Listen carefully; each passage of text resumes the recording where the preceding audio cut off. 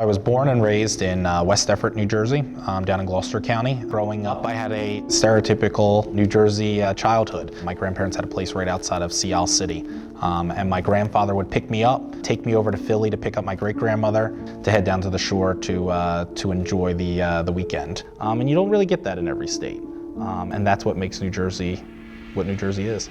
I grew up in a household with a UPS truck driver. My dad works for UPS and he's a tractor and trailer driver. And my mom principally was a stay-at-home mom until me and my brother got a little older. And then she started working at the school where we went to school and then went back to the airline where she used to work before I was born. I grew up in a mixed political household. My mom was really unaffiliate, more leaning Republican, and my dad was a Teamsters Democrat. So for honing my views, I always kind of went to what my parents instilled in me. And my parents have always told me to give back to the community. That's where my background comes to being a public servant. My dad's a second-generation volunteer firefighter. My grandfather did it, and I served as a volunteer firefighter as well for Colonial Manor Fire Association. My brother's a police officer in Deptford Township. So that's one of the things that I pride myself on, is being able to give back to the community, and that's the reason why I ran for Assembly. Being a millennial, the big thing that impacted most millennials in my generation is September 11th. Everyone has a story of what they were doing on September 11th. Mine's a little story,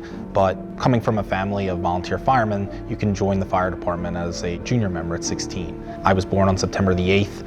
I turned 16, and then a few days later, September 11th happened, and my mom didn't want me to join the fire department at that point. So a few months went by before she actually allowed me to join. Looking at that and looking at how fragile life is means you have to live life to the fullest and also fight very hard to protect our way of life here in New Jersey. My goal in college was to study abroad. My dad's side of the family is Polynesian, Hawaiian, and my mom's side of the family is Irish. So in my junior year in college, I studied abroad in Ireland, and I worked for a member of parliament. And actually, coincidentally, the member of parliament became president of the country. We differed drastically from politics with each other, but it was great to be able to see that camaraderie. They had a coalition government, so multiple parties had to work together.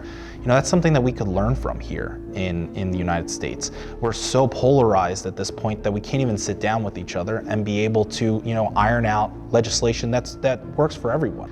In Ireland, they call the parliament the Dáil in Gaelic, and right outside the door to get into the floor is a pub, right there in the Capitol building. And so a lot of legislation would get discussed in the pub before you would go in. So the number one item that I would really like to see during my time here in Trenton is to change culture and to be able to bring us together and to actually see us have some compromise.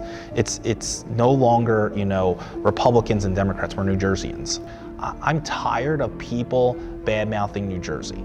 A lot of times we just see, when you watch TV, you see how polarized we are and how separated we are. At the end of the day, we all love it. We all love growing up here. We want to live here and we want to make sure that we preserve this state for future generations. My door's always open. I give out my cell phone to everybody. Whether you're a Democrat, Republican, unaffiliated, you're a New Jerseyan, and I want to hear from you, and I want to be able to effectuate some legislation so that we can make New Jersey a better place.